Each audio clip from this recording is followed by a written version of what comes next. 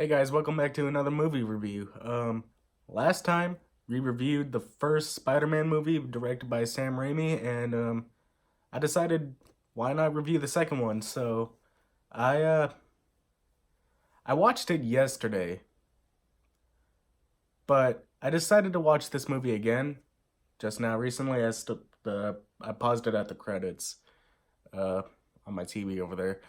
So I watched this movie twice, and how did they do it? How did they do it? I said the first movie was a masterpiece. I gave that movie a 10 out of 10. How did they improve? They improved.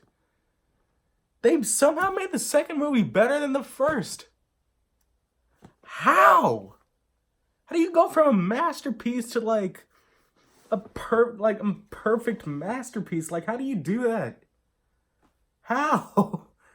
How does Sam Raimi do it? I need answers. I need answers. But anyway, I know the last review was kind of just all over the place, so I decided to write stuff down so I could get more thoughts out clearly, more clearly at least. And that's the first thing I written down. this this movie, I was blown away. When I first saw it, it was incredible. I literally had to sit down and think about it for like 10 minutes. Like, all right. So let's start getting into things that I've written down here. I just had to get that out of my system first. Um, I did forget to mention some things in my first review, like uh, this movie and the first movie. The these are two movies that I actually cheered during, even though I knew what was gonna happen. Like and they're both kind of in similar parts in both movies. When the New Yorkers helped out Spider-Man in in these two movies, I cheered at both of those scenes. I was even surprised with myself. I was like, did I really just cheer at a Spider-Man movie? But I did. It was just great seeing that. Just seeing how the New Yorkers just helped Spider-Man in a time of need. It was great seeing that. And the second thing I forgot to mention was Danny Elfman's score.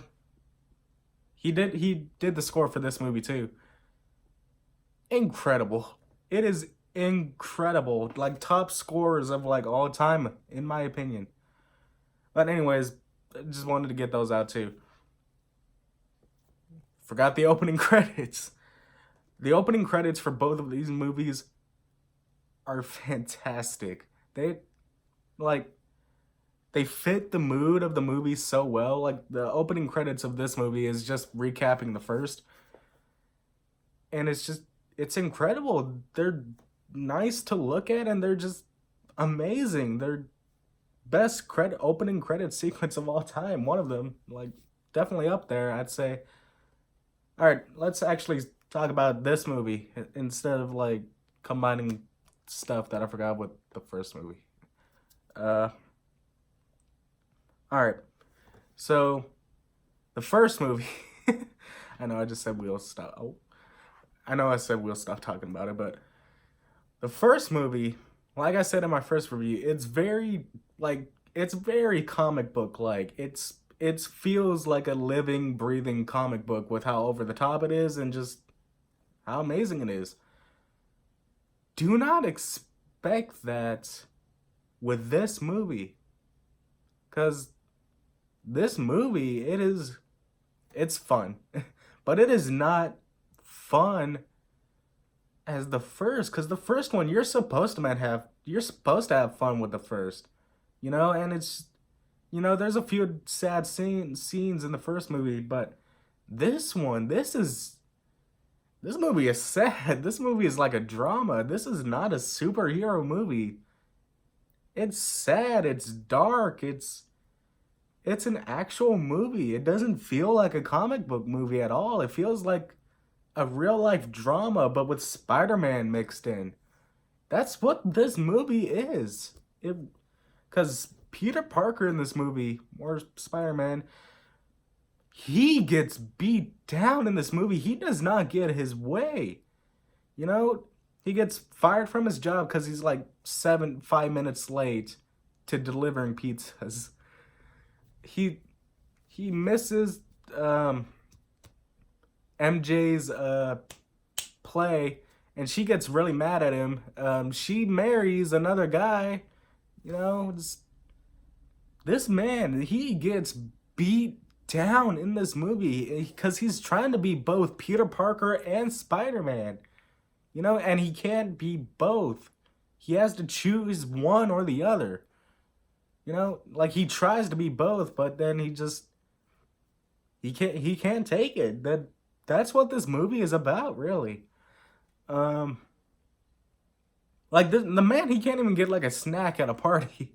He tries to like reach down into like a plate, and then someone just grabs the last snack. And same way with the drink. My dog just woke up. All right, sorry. um but he just does not get his way. He gets beat down to the ground in this movie. You know, his friends hate him. You know, Aunt May, she uh she thinks she's responsible for Uncle Ben's death in the first movie, and he finally tells her that he's truly responsible for it, and she just walks away without saying anything. That was hard hitting. It really was. But of course she forgives him, but seeing that she just walked away after hearing the truth, that was sad. But anyways, uh Doc Ock in this movie, I don't know if he's better than the Green Goblin, but he's fantastic in this movie. Alfred Molina? I think that's the actor's name. He does a fantastic job portraying Doc Ock in this movie, and it's just seeing him being controlled by these his mechanical arms. It's great. It's really is. I'm trying to go fast because we're already 8 minutes in, and iPhones won't let videos on YouTube that are over 15 minutes for some reason. I don't have a computer, so I do everything on my iPhone. But so I had to quickly mention Doc Ock. Um, the action scenes, they are better than the first. You know, you have the train sequence. You have when Spider-Man is fighting the criminals and stuff. It's all great. The CGI in this movie, the effects is mind blowing for like 2004.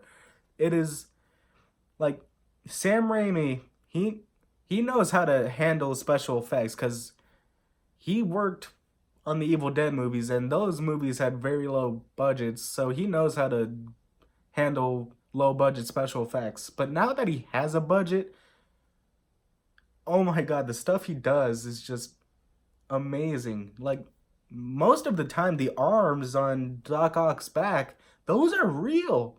Most of the time, those things are real. Those are real life, like, props that, like, open up and grab things. It is just incredible. Like, there's hardly any CGI used on those things. Of course, when he's like walking and doing stuff with them, those are CGI. But most of the time, those things are real. And it was just nice seeing that. Um, I have Evil Dead written down here because, yet again, he made Evil Dead, and I fanboyed over the Evil Dead stuff he put in the first movie. And there's Evil Dead stuff in this movie too. Quite a bit, actually. Bruce Campbell, he's back. This guy who stars in Evil Dead, he's back. He plays a usher in the play scene, and he's the guy who won't let Peter in because he's late. He's that guy. That's Bruce Campbell. It was nice seeing him again. This time I actually didn't know he was in this movie. I didn't even know he was in the first. The car's back. The car from Evil Dead, that's back. It's kind of in the background this time, but he's back. It's back. Um, then you have the hospital scene. That that is literally just an Evil Dead movie, but with robotic arms instead of zombies. That is an Evil Dead movie in that like first like 2 minute in that 2 minute scene. I think that's how long it was.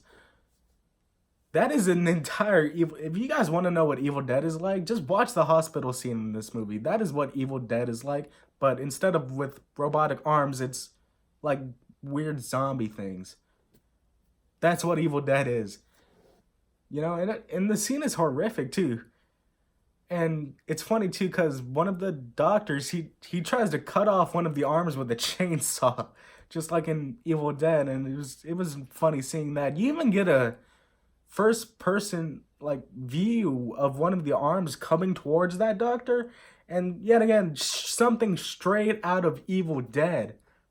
It was amazing to see that. This all right.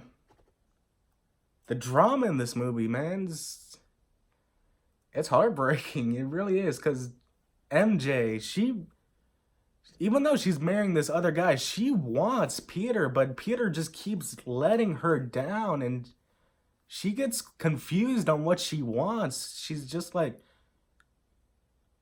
she gets mad at him, but she's still like, I need this man in my life, it's heartbreaking to see that stuff. And then finally at the end, when she finds out that why he's been acting this way and why he's not himself, because she finally finds out that he's Spider-Man, was such a relieving moment, because it's just like, oh, finally, Peter doesn't have to explain himself anymore. He can just be like, I'm Spider-Man. That's why I've been not myself recently, and she's fine with that. She's just like, all right, even though you're Spider-Man and there will be dangers, I will be still accepting you. I still want you. And they finally embrace each other in the end, and it was just so nice to see that. Just because you have two movies of both of them just wanting each other, but Peter just keeps pushing her away because he doesn't want to get her hurt. But now that they're finally together, it is just nice to see that. And I know something happened in Spider-Man 3, but I'll watch that soon and I'll review that. But this movie is incredible. I'm trying to think of anything else Alright. This movie's also pretty funny too, because you have the whole pizza time thing. You have the whole no meme. You get a few memes from this movie too, and they're really funny, those scenes. But the guy who Peter gives his rent to, that dude is so funny. He's only in like 3 scenes, but he is hilarious. I love the scene where his name is like Mr. Ditkovich, something like that.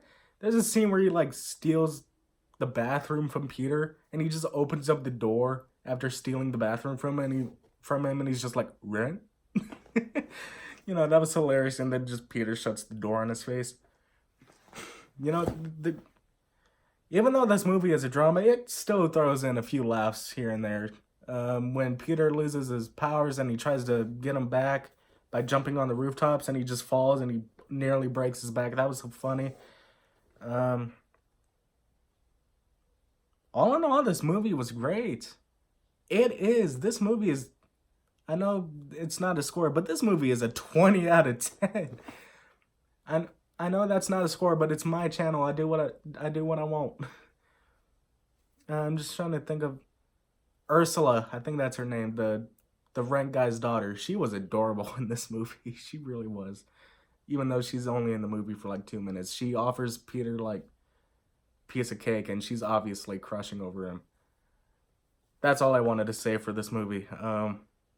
This movie is a masterpiece. I honestly think it could be in my top 5 movies of all time. I'm running short here, so see ya.